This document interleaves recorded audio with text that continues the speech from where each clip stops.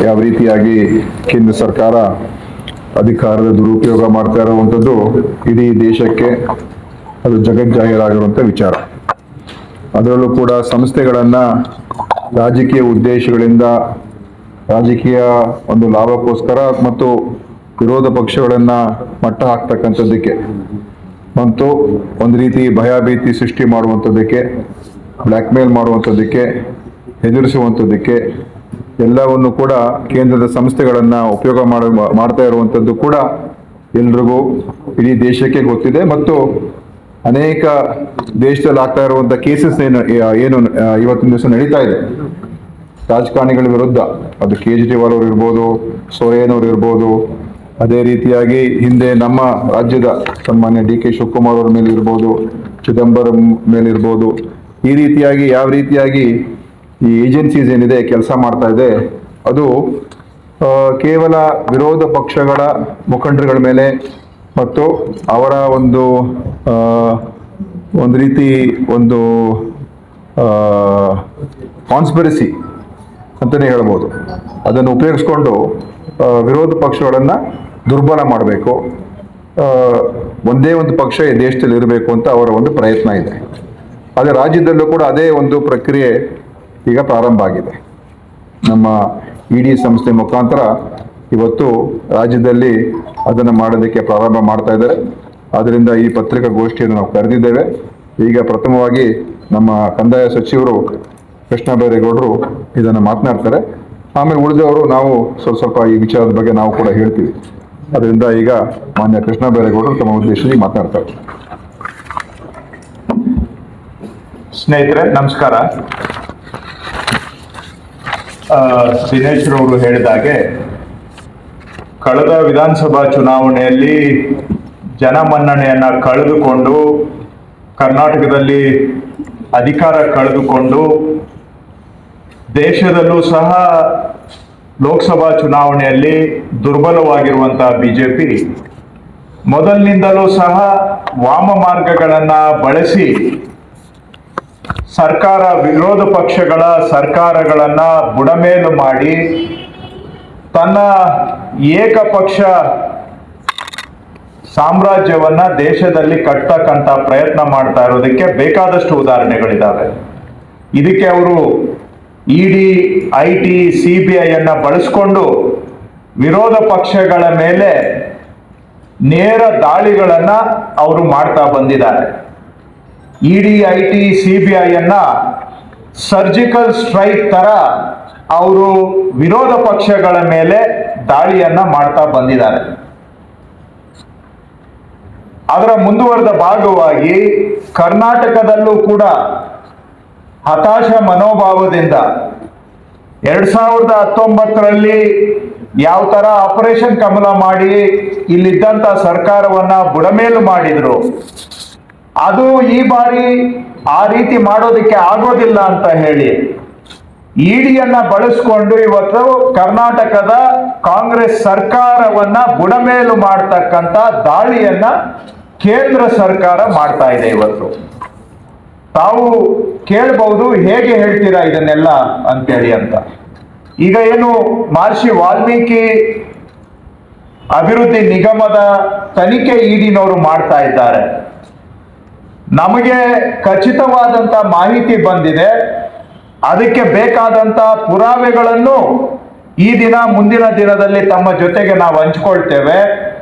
ಆ ತನಿಖೆ ನಡೆಯುವಂತ ಸಂದರ್ಭದಲ್ಲಿ ಯಾರು ತನಿಖೆಗೆ ಒಳಪಟ್ಟಿದ್ದಾರೆ ಅವರನ್ನ ಮೇಲೆ ದಬಾವಣೆ, ಒತ್ತಡವನ್ನ ತಂದು ಸರ್ಕಾರದಲ್ಲಿ ಉನ್ನತ ಮಟ್ಟದಲ್ಲಿರ್ತಕ್ಕಂಥವರ ಹೆಸರು ನೀವು ಹೇಳದೆ ಹೋದ್ರೆ ಇಡಿಯ ಪವರ್ ಏನು ಅನ್ನೋದು ನಿಮ್ಗೆ ಗೊತ್ತಿಲ್ಲ. ನೀವು ಕಷ್ಟಕ್ಕೆ ಸಿಕ್ಕಾಕೊಳ್ತೀರಾ. ನೀವು ಬಚಾವಾಗಬೇಕಾದ್ರೆ ಉನ್ನತ ಮಟ್ಟದಲ್ಲಿರುವಂತವರು ಕೂಡ ಇದರಲ್ಲಿ ಭಾಗಿಯಾಗಿದ್ದಾರೆ ಅಂತ ಹೇಳಿಕೆಯನ್ನ ಕೊಡಿ ಅಂತೇಳಿ ಈ ತನಿಖೆಗೆ ಒಳಪಟ್ಟಿರ್ತಕ್ಕಂಥವರ ಮೇಲೆ ದಬಾವಣೆಯನ್ನ ಮಾಡ್ತಾ ಇದ್ದಾರೆ, ಒತ್ತಡವನ್ನ ಹೇರ್ತಾ ಇದ್ದಾರೆ. ಅಧಿಕಾರ ದುರುಪಯೋಗ ಮಾಡಿಕೊಂಡು ತನಿಖೆಯನ್ನ ತಪ್ಪು ದಾರಿಗೆ ಕೊಂಡೊಯ್ದು ಇದನ್ನ ಕೇವಲ ಒಂದು ಚುನಾಯಿತ ಪ್ರಜಾಪ್ರಭುತ್ವದ ಸರ್ಕಾರವನ್ನ ಬುಡಮೇಲು ಮಾಡೋದಕ್ಕೆ ಇದನ್ನ ಬಳಸ್ತಾ ಇದ್ದಾರೆ ಬಿಟ್ರೆ ನಿಜವಾಗಿ ಇದರಲ್ಲಿ ತಪ್ಪಿತಸ್ಥರನ್ನ ಹುಡುಕುವಂತ ಕೆಲಸ ಮಾಡ್ತಾ ಇಲ್ಲ ಇಡಿನವರು. ಯಾರು ಅವ್ರ ಜೊತೆ ರಾಜಿಯಾಗಿ ಅವ್ರ ಜೊತೆ ಸಂಧಾನ ಮಾಡಿಕೊಂಡು ಅವರ ಹೇಳ್ದಾಗೆ ಕೇಳಲಿಕ್ಕೆ ತಯಾರಿದ್ದಾರೆ ಅಂತವರನ್ನ ನಿಮ್ಮನ್ನ ನಾವು ರಕ್ಷಣೆ ಮಾಡ್ತೇವೆ ಅಂತಾನು ಕೂಡ ಅವರಿಗೆ ಅಭಯವನ್ನ ಕೊಡ್ತಾ ಇದ್ದಾರೆ. ನೀವು ನಾವು ಹೇಳ್ದಂಗೆ ಕೇಳಲಿಲ್ಲ, ಉನ್ನತ ಮಟ್ಟದಲ್ಲಿರೋರ ಹೆಸರು ಹೇಳಲಿಲ್ಲ ಅಂತ ಹೇಳಿದ್ರೆ ನೀವು ಪರಿಣಾಮ ಎದುರಿಸಬೇಕಾಗತ್ತೆ, ನಿಮ್ಗೆ ಇಡಿ ಪವರ್ಸ್ ಅನ್ನ ನಾವು ತೋರಿಸ್ಬೇಕಾಗತ್ತೆ ಅನ್ನುವಂತ ಮಾತನ್ನು ಕೂಡ ತನಿಖಾ ಸಂದರ್ಭದಲ್ಲಿ ಹೇಳಿ ಅವರ ಬಾಯಲ್ಲಿ ಬಲವಂತವಾಗಿ ಸರ್ಕಾರದ ಉನ್ನತ ಮಟ್ಟದಲ್ಲಿರ್ತಕ್ಕಂಥವರ ಹೆಸರುಗಳನ್ನ ಹೇಳಿಸುವಂತಹ they are trying to force words and statements into the mouth of people under enquiry and investigation or the witnesses. ಇದು ನೇರವಾಗಿ ಇಡಿನವರು ಇವತ್ತು ಮಾಡ್ತಾ ಇದ್ದಾರೆ. ಅಲ್ಲಿಗೆ ಎರಡು ವಿಷಯ ಸ್ಪಷ್ಟ. ಒಂದು, ಅವರಿಗೆ ಇದರಲ್ಲಿ ತಪ್ಪಿತಸ್ಥರನ್ನ ಹುಡುಕುವಂತ ಯಾವ ಉದ್ದೇಶನೂ ಇಲ್ಲ. ಅವರಿಗೆ ಈ ಇನ್ವೆಸ್ಟಿಗೇಷನ್ ನೆಪ ಮಾತ್ರ. ಅವರು ತಪ್ಪು ಮಾಡಿದವರಿಗೆ ಶಿಕ್ಷೆ ಕೊಡುವಂತ ಯಾವ ಉದ್ದೇಶನೂ ಇಲ್ಲ. ಯಾಕೆಂದ್ರೆ ಯಾರು ರಾಜಿ ಆಗ್ತಾರೆ ನಿಮಗೆ ರಕ್ಷಣೆ ಕೊಡ್ತೀವಿ ಅಂತ ಅವ್ರು ಹೇಳ್ತಾ ಇದ್ದಾರೆ. ಎರಡನೇದು ಸ್ಪಷ್ಟ, ಅವರಿಗೆ ಈ ತನಿಖೆ ಉದ್ದೇಶ ಕೇವಲ ಕರ್ನಾಟಕದಲ್ಲಿ ಕಾಂಗ್ರೆಸ್ ಸರ್ಕಾರವನ್ನ ಬುಡಮೇಲು ಮಾಡೋದು ಮಾತ್ರ ಅವರ ಉದ್ದೇಶ. ನೀವು ಕೇಳ್ಬೋದು, ಇದೆಲ್ಲ ಬಾರಿ ದೊಡ್ಡ ದೊಡ್ಡ ಮಾತುಗಳಾಡ್ತಾ ಇದ್ದೀರಿ, ಇದಕ್ಕೆಲ್ಲ ಏನು ಹಿನ್ನೆಲೆ ಇದೆ ಅಂತ. ಸ್ನೇಹಿತರೆ, ತಮಗೆ ಗೊತ್ತಿದೆ, ಕೇಂದ್ರದಲ್ಲಿ ಬಿಜೆಪಿ ಸರ್ಕಾರ ಬಂದ 10 ವರ್ಷದಲ್ಲಿ ಇಡಿ, ಐಟಿ, ಸಿಬಿಐ ಅವು ರಾಜಕೀಯ ಅಸ್ತ್ರಗಳು ಆಗ್ಬಿಟ್ಟಿದ್ದಾವೆ. ಎಲ್ಲಿ ಬಿಜೆಪಿ ಅವರಿಗೆ ಚುನಾವಣೆ ಗೆಲ್ಲೋದಕ್ಕೆ ಆಗೋದಿಲ್ಲ, ಚುನಾವಣೆಯಲ್ಲಿ ಸೋತ ಮೇಲೆ, ಪ್ರಜಾಪ್ರಭುತ್ವದಲ್ಲಿ ಸೋತ ಮೇಲೆ ಇಡಿ, ಐಟಿ, ಸಿಬಿಐ ಅನ್ನ ಬಳಸ್ಕೊಂಡು ವಿರೋಧ ಪಕ್ಷಗಳ ಸರ್ಕಾರಗಳು ಇರೋ ಕಡೆ ದಾಳಿ ಮಾಡ್ತಾ ಇರೋದು ಇದು ಕರ್ನಾಟಕ ಮೊದಲೇನಲ್ಲ. ಇದು ಜಾರ್ಖಂಡ್ ನಲ್ಲಿ ಆಗಿದೆ, ವೆಸ್ಟ್ ಬೆಂಗಾಲ್ ನಲ್ಲಿ ಆಗಿದೆ, ದೆಹಲಿಯಲ್ಲಿ ಆಗಿದೆ, ತಮಿಳುನಾಡಿನಲ್ಲಿ ಆಗಿದೆ, ಕೇರಳದಲ್ಲಿ ಆಗಿದೆ, ಆಂಧ್ರ ಪ್ರದೇಶದಲ್ಲಿ ಆಗಿದೆ. ಹೇಳ್ತಾ ಹೋದ್ರೆ ಪಟ್ಟಿ ಬಹಳ ಉದ್ದ ಇದೆ. ಇದೆಲ್ಲವೂ ಕೂಡ ಜಗಜ್ಜಾಹೀರು ಆಗಿರ್ತಕ್ಕಂಥ ವಿಷಯವನ್ನೇ ನಾವಿವತ್ತು ಕರ್ನಾಟಕದ ಹಿನ್ನೆಲೆಯಲ್ಲಿ ಹೇಳ್ತಾ ಇದ್ದೇವೆ. ತಮಗೂ ಗೊತ್ತಿದೆ, ದೇಶದ ಪ್ರತಿಷ್ಠಿತ ಸುದ್ದಿ ಸಂಸ್ಥೆಗಳು ಅಧ್ಯಯನವನ್ನು ಕೂಡ ಮಾಡಿದ್ದಾವೆ. ಕೆಲವು ಸಂಶೋಧನಾ ಸಂಸ್ಥೆಗಳು ಕೂಡ ಅಧ್ಯಯನವನ್ನ ಮಾಡಿದ್ದಾವೆ. 2014ರಲ್ಲಿ ಬಿಜೆಪಿ ಸರ್ಕಾರ ಬಂದ ನಂತರ ದೇಶದಲ್ಲಿ ಇಡಿಯ ಕೇಸುಗಳು, ಇಡಿ ದಾಖಲು ಮಾಡತಕ್ಕಂಥ ಕೇಸುಗಳು 400% ಹೆಚ್ಚಾಗಿದೆ. Cases registered by ED have increased by 400% since 2014. ಅದರಲ್ಲಿ 95% ಕೇಸುಗಳು ವಿರೋಧ ಪಕ್ಷದ ವಿರುದ್ಧವಾಗಿದ್ದಾವೆ. 95% ಕೇಸಸ್ ಆಪೋಸಿಷನ್ ಪಾರ್ಟಿ ಅವರನ್ನ ಟಾರ್ಗೆಟ್ ಮಾಡಿರುವಂತಹದ್ದು ಇದೆ. 5% ಮಾತ್ರ ಬಿಜೆಪಿ ಅಥವಾ ಮಿತ್ರ ಪಕ್ಷದವರ ಮೇಲೆ ಗುರಿಯಾಗಿರ್ತಕ್ಕಂಥದ್ದು ಇದೆ. ಅಲ್ಲಿಗೆ ಇದರಿಂದ ಸ್ಪಷ್ಟ, ಏನು ನಾವು ವಾಷಿಂಗ್ ಮಿಷಿನ್ ಅಂತ ಹೇಳ್ತೇವೆ ಬಿಜೆಪಿ, ನೀವು ಆಪೋಸಿಷನ್ ಅಲ್ಲಿದ್ರೆ ನಿಮ್ಮ ಮೇಲೆ ಕೇಸು, ಬಿಜೆಪಿಗೆ ಬಂದು ಸೇರ್ಕೊಂಡ ತಕ್ಷಣ ಅಥವಾ ಮಿತ್ರ ಪಕ್ಷಕ್ಕೆ ಸೇರಿದ ತಕ್ಷಣ ಎಲ್ಲ ಖುಲಾಸೆ. ಇದಕ್ಕೆ ನಿಮ್ಗೆ ಮಹಾರಾಷ್ಟ್ರ ಉದಾಹರಣೆ ಬೇಕಾ, ತೆಲಂಗಾಣ ಉದಾಹರಣೆ ಬೇಕಾ, ವೆಸ್ಟ್ ಬೆಂಗಾಲ್ನ ಉದಾಹರಣೆ ಬೇಕಾ, ಬಿಹಾರ್ನ ಉದಾಹರಣೆ ಬೇಕಾ, ಅಸ್ಸಾಂನ ಉದಾಹರಣೆ ಬೇಕಾ? ಎಲ್ಲಿ ನೋಡಿದ್ರು ಕೂಡ ಆಪೋಸಿಷನ್ ಅಲ್ಲಿದ್ದಾಗ ಕೇಸು, ಬಿಜೆಪಿಗೆ ಬಂದು ಸೇರ್ಕೊಂಡ ಕೂಡಲೇ ಅವರಿಗೆ ಖುಲಾಸೆಯ ಚೀಟಿ, ಕ್ಲೀನ್ ಚಿಟ್, ಇದು ನಡೀತಾ ಇರತಕ್ಕಂತಹದ್ದು. ನೀವು ಹೇಳ್ಬೋದು ಇದೇನು ಹೊಸದಲ್ಲ, ಹಿಂದಿನಿಂದಲೂ ಇಂಥ ಆರೋಪಗಳಿದ್ದಾವೆ ಅಂತ. ಇದು ಬಹಳ ಬಾಯಿ ಮಾತಿನಲ್ಲಿ ಇವತ್ತು ಏನ್ ಬೇಕಾದ್ರೂ ಹೇಳ್ಬೋದು. ಸತ್ಯ, ಅಂಕಿ ಸಂಖ್ಯೆ ಯಾವುದು ಕೂಡ ಇವತ್ತು ಲೆಕ್ಕಕ್ಕಿಲ್ಲ. ತಮ್ಮ ಮಾಹಿತಿಗೆ ಹೇಳ್ತೇನೆ, ಅದೇ ಹಿಂದೆ UPA ಸರ್ಕಾರ ಇದ್ದಾಗ ಆ ಸಂದರ್ಭದಲ್ಲಿ ಏನು ಇಡಿನವರು ಕೇಸುಗಳನ್ನ ಮಾಡಿದ್ರು, ಆ ಸಂದರ್ಭದಲ್ಲಿ 53% ಕೇಸುಗಳು UPA ಸರ್ಕಾರದ ವಿರುದ್ಧ ಪಕ್ಷಗಳ ಮೇಲೆ ಬೀಳ್ತಾ ಇತ್ತು. ಆದ್ರೆ ಆ ಸಂದರ್ಭದಲ್ಲಿ 47% ಇಡಿ ಕೇಸಸ್ ಕಾಂಗ್ರೆಸ್ ಮತ್ತು ಕಾಂಗ್ರೆಸ್ನ ಮಿತ್ರ ಪಕ್ಷಗಳ ಮೇಲೆ ದಾಖಲಾಗಿದೆ. 47%. ಇವತ್ತು 95% ಕೇಸಸ್ ಅಪೋಸಿಷನ್ ಪಾರ್ಟಿ ಮೇಲೆ, 5% ಮಾತ್ರ ರೂಲಿಂಗ್ ಪಾರ್ಟಿ ಮೇಲೆ. ಇದು ಇವತ್ತು ಸರ್ಜಿಕಲ್ ಸ್ಟ್ರೈಕ್ ಅಪೋಸಿಷನ್ ಮೇಲೆ ಪ್ರಜಾಪ್ರಭುತ್ವದ ಕಗ್ಗೊಲೆ ನಡೀತಾ ಇರೋದಕ್ಕೆ ಒಂದು ಉದಾಹರಣೆ. ನಿಮ್ಗೆ ನಾನು ಕೇಳಲಿಕ್ಕೆ ಬಯಸ್ತೇನೆ ಸ್ನೇಹಿತರೆ, ದೇವರಾಜರ್ ಟ್ರಕ್ ಟರ್ಮಿನಲ್ ಅಲ್ಲಿ 46 ಕೋಟಿ ಲೂಟಿ ಆಗಿದೆ. ಬಿಜೆಪಿಯ ಒಬ್ಬ ಎಕ್ಸ್-MLCಗೆ, ಎಕ್ಸ್-MP ಕ್ಯಾಂಡಿಡೇಟ್ಗೆ ಅವರ ಅಕೌಂಟ್ಗೆ 3 ಕೋಟಿ ರೂಪಾಯಿ ದುಡ್ಡು ಹೋಗಿದೆ. ಯಾಕೆ ಇಡಿನವರು ಇದನ್ನ ತನಿಖೆ ಮಾಡ್ತಾ ಇಲ್ಲ? 46 ಕೋಟಿ, ಅದು is it not proceeds of crime? ಇಡಿನವರು ಹೇಳ್ತಾರೆ ಇಲ್ಲಿ ಯಾಕೆ ಬಂದಿದ್ದೀರಿ ಅಂದ್ರೆ, wherever there is proceeds of crime involve we have a authority to enter ಅಂತ ಹೇಳ್ತಾರೆ. ದೇವರಾಜರ ಟ್ರಕ್ ಟರ್ಮಿನಲ್ ಅಲ್ಲಿ ಹಣ ಲೂಟಿ ಆಗಿದೆಯಲ್ಲ, ಆ ಲೂಟಿ ಹಗರಣದ ಲಾಭಾಂಶ ಅಲ್ಲವಾ? ಅಲ್ಲಿ ಯಾಕೆ ಇಡಿನವರು ತನಿಖೆ ಮಾಡ್ತಾ ಇಲ್ಲ? ಆ ದುಡ್ಡು ಯಾವ ಎಲೆಕ್ಷನ್ಗೆ ಹೋಗಿದೆ ಅಂತ ಯಾಕೆ ಟ್ರೇಲ್ ಮಾಡ್ತಾ ಇಲ್ಲ? ಬೋವಿ ನಿಗಮದಲ್ಲಿ ಹಗರಣ ಆಗಿದೆ, ಅಲ್ಲಿ ಯಾಕೆ ಇಡಿನವರು ತನಿಖೆ ಮಾಡ್ತಾ ಇಲ್ಲ? ತಾಂಡಾ ಅಭಿವೃದ್ಧಿ ನಿಗಮದಲ್ಲಿ ಹಗರಣ ಆಗಿದೆ, ಅಲ್ಲಿ ಯಾಕೆ ತನಿಖೆ ಮಾಡ್ತಾ ಇಲ್ಲ? ವಾಲ್ಮೀಕಿ ನಿಗಮದಲ್ಲಿ ನಡೆದಿರುವಂತಹ ಸ್ವರೂಪದ ಹಗರಣ ಹಿಂದೆ ಅಂಬೇಡ್ಕರ್ ನಿಗಮದಲ್ಲೂ ಕೂಡ ನಡೆದಿದೆ, ಅದನ್ನ ಯಾಕೆ ಇಡಿನವರು ತನಿಖೆ ಮಾಡ್ತಾ ಇಲ್ಲ? ಕೋವಿಡ್ ಸಂದರ್ಭದಲ್ಲಿ ಹೆಣಗಳು ಬೀಳ್ತಾ ಇದ್ರೆ ಆ ಹೆಣಗಳ ಮೇಲೆ ಹಣ ಮಾಡ್ತಾ ಇದ್ರಲ್ಲ, ಅದನ್ನ ಯಾಕೆ ಇಡಿನವರು ತನಿಖೆ ಮಾಡ್ತಾ ಇಲ್ಲ? ಅದು ಪ್ರೊಸೀಡ್ಸ್ ಆಫ್ ಕ್ರೈಮ್ ಅಲ್ವಾ? ವಾಲ್ಮೀಕಿ ನಿಗಮದ್ದು ಒಂದು ಮಾತ್ರ ಪ್ರೊಸೀಡ್ಸ್ ಆಫ್ ಕ್ರೈಮ್ ಅಂತ ಜಸ್ಟಿಫೈ ಮಾಡ್ತಾ ಇದ್ದಾರೆ. ಹಾಗಾಗಿ ಇದನ್ನೇ ಆಧಾರವಾಗಿ ಇಟ್ಕೊಂಡು ಸುಪ್ರೀಂ ಕೋರ್ಟ್ನವರು ಕೂಡ ಹೇಳಿದ್ದಾರೆ, ಇದು ಬರೀ ನಾನು ಹೇಳ್ತಾ ಇರೋದಲ್ಲ. ಜಾರ್ಖಂಡ್ನ ಇವತ್ತಿನ ಮುಖ್ಯಮಂತ್ರಿ ಸೊರೇನ್ ಅವರು ಮತ್ತು ದೆಹಲಿ ಕೇಜ್ರಿವಾಲ್ ಅವರನ್ನ ಇಬ್ಬರನ್ನ ಅರೆಸ್ಟ್ ಮಾಡಿ ಕಸ್ಟಡಿಗೆ ತೆಗೆದುಕೊಂಡು ಅವರಿಗೆ ಬೇಲ್ ಕೊಡುವಂತ ಸಂದರ್ಭದಲ್ಲಿ ಸುಪ್ರೀಂ ಕೋರ್ಟ್ನವರು ಏನ್ ಹೇಳಿದ್ದಾರೆ ಅನ್ನೋದನ್ನ ತಾವು ಸಹ ದಯವಿಟ್ಟು ಗಮನಿಸಬೇಕು. ಅದರಲ್ಲಿ ಸ್ಪಷ್ಟವಾಗಿ ಹೇಳಿದ್ದಾರೆ ಸುಪ್ರೀಂ ಕೋರ್ಟ್ನವರು, ಇಡಿ ಅವರ ಕಾರ್ಯತಂತ್ರ ಬಹಳ ಆರ್ಬಿಟ್ರರಿ ಆಗಿದೆ, ಅಂದ್ರೆ ಇಷ್ಟ ಬಂದಂಗೆ ಮಾಡ್ತಾ ಇದ್ದಾರೆ, ಜಸ್ಟಿಫಿಕೇಶನ್ ಇಲ್ಲದೆ ಹೋದ್ರು ಅರೆಸ್ಟ್ ಮಾಡ್ತಾ ಇದ್ದಾರೆ, ಪ್ರೈಮಾ ಫೇಸಿ ಎವಿಡೆನ್ಸ್ ಇಲ್ಲದೆ ಹೋದ್ರು ಮೇಲ್ನೋಟಕ್ಕೆ ಅವ್ರ ಮೇಲೆ ಬಲವಾದಂತ ಸಾಕ್ಷ್ಯ ಇಲ್ಲದೆ ಹೋದ್ರು ಕೂಡ ಅರೆಸ್ಟ್ ಮಾಡ್ತಾ ಇದ್ದಾರೆ, ಮತ್ತು ಇನ್ವೆಸ್ಟಿಗೇಷನ್ ಅಲ್ಲಿ ಪಾರದರ್ಶಕತೆಯನ್ನ ಕಾಪಾಡಿಲ್ಲ, ಟ್ರಾನ್ಸ್ಪರೆನ್ಸಿ ಇಲ್ಲ, ಇನ್ವೆಸ್ಟಿಗೇಷನ್ ಅಲ್ಲೂ ಕೂಡ ಅಧಿಕಾರದ ದುರುಪಯೋಗ ಕಂಡು ಬರ್ತಾ ಇದೆ ಅಂತ ಸುಪ್ರೀಂ ಕೋರ್ಟ್ ಹೇಳಿದೆ. ಸೊ ಇದೆಲ್ಲದರ ಹಿನ್ನೆಲೆಯಲ್ಲಿ ಅದೇ ಪ್ರಯೋಗ ಇವತ್ತು ಏನ್ ಇವರು ಜಾರ್ಖಂಡ್ ನಲ್ಲಿ ಮಾಡಿದ್ರು, ದೆಹಲಿಯಲ್ಲಿ ಮಾಡಿದ್ರು, ಬೇರೆ ಬೇರೆ ರಾಜ್ಯಗಳಲ್ಲಿ ಮಾಡಿದ್ದಾರೆ, ಇವತ್ತು ಅದೇ ಪ್ರಯೋಗ ಇಡಿನವರು ಕರ್ನಾಟಕದಲ್ಲಿ ಮಾಡ್ತಾ ಇದ್ದಾರೆ. ನಮ್ಮ ಸಾಕ್ಷಿಗಳನ್ನ ಕರೆದು ಅವರಿಗೆ ಹೆದರಿಸಿ ಬೆದರಿಸಿ ಸತ್ಯಕ್ಕೆ ದೂರವಾದಂತಹ ಸುಳ್ಳಿನ ಹೇಳಿಕೆಗಳನ್ನ ಕೊಡಬೇಕು ಅಂತೇಳಿ ಇವತ್ತು ಸಾಕ್ಷಿಗಳ ಮೇಲೆ ದಬಾವಣೆ ಮಾಡ್ತಾ ಇದ್ದಾರೆ. ಇದಕ್ಕೆ ಒಂದೇ ಕಾರಣ, ಕರ್ನಾಟಕದಲ್ಲಿ ಕಾಂಗ್ರೆಸ್ ಸರ್ಕಾರವನ್ನ ಬುಡಮೇಲು ಮಾಡಬೇಕು ಅಂತಕ್ಕಂಥದ್ದು. ಇದು ಅವಶ್ಯಕತೆ ಬಂದ್ರೆ ನಾವು ಕಾನೂನು ಹೋರಾಟನೂ ಮಾಡ್ತೇವೆ, ಬೀದಿಗಿಳಿದು ಹೋರಾಟ ಮಾಡ್ತೇವೆ, ಪ್ರಜಾಪ್ರಭುತ್ವದ ಕಗ್ಗೊಲೆ ಆಗ್ಲಿಕ್ಕೆ ನಾವು ಬಿಡೋದಿಲ್ಲ. ಆ ವಿಷಯದಲ್ಲಿ ನಮ್ಮ ಸರ್ಕಾರ, ನಮ್ಮ ಪಕ್ಷ ದೃಢ ನಿಲುವನ್ನ ನಾವು ತೆಗೆದುಕೊಂಡಿದ್ದೇವೆ. ಈ ತರ ಎದುರಿಕೆ ಬೆದರಿಕೆಗೆ ದಬ್ಬಾಳಿಕೆಗೆ ನಾವು ಬಗ್ಗೋದಿಲ್ಲ.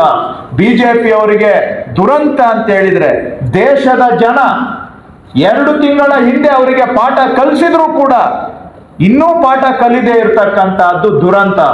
ಇದು ಅವರ ಅವನತಿಗೆ ಅವರೇ ಇವತ್ತು ಗುಣಿಯನ್ನ ತೋಡ್ಕೊಳ್ತಾ ಇದ್ದಾರೆ ಅಂತ ನಾವು ಹೇಳಬೇಕಾಗುತ್ತೆ. ಒಟ್ಟಾರೆ ನಾವು ಬಗ್ಗೋದಿಲ್ಲ, ಇದರ ವಿರುದ್ಧ ಕಾನೂನು ಹೋರಾಟ ಮಾಡ್ತೇವೆ, ಬೀದಿಗಿಳಿದು ಸಹ ನಾವು ಹೋರಾಟ ಮಾಡ್ತೇವೆ. ಈ ತರ ಸಂವಿಧಾನದ ಅಪಚಾರಕ್ಕೆ ನಾವು ಅವಕಾಶವನ್ನ ಕೊಡೋದಿಲ್ಲ. Sir, you will brief in English also. He will brief 1 minute. Santosh ಅವರು ಈಗ ಪ್ರಿಯಾಂಕ್ ಅವರು ಮಾತಾಡ್ತಾರೆ, ಸಂತೋಷ್ ಅವರು ಮಾತಾಡ್ತಾರೆ, ನಾವು ಎಲ್ಲ ಮಾತಾಡ್ಬಿಟ್ಟು ಆಮೇಲೆ ಇಂಗ್ಲಿಷ್ ಅಲ್ಲೂ ಬ್ರೀಫ್ ಮಾಡ್ತೀವಿ. ಈಗಾಗಲೇ ಕಂದಾಯ ಸಚಿವರು ಸವಿಸ್ತಾರವಾಗಿ ಹೇಳಿದ್ದಾರೆ. ಬಹಳ ಸಂಕ್ಷಿಪ್ತವಾಗಿ ಕೇಳಿಸ್ತಾ ಇದೆ. ಈ ಕಡೆ ಬಂದ್ಬಿಡಿ ಪ್ರಿಯಾಂಕ್, ಈ ಕಡೆ.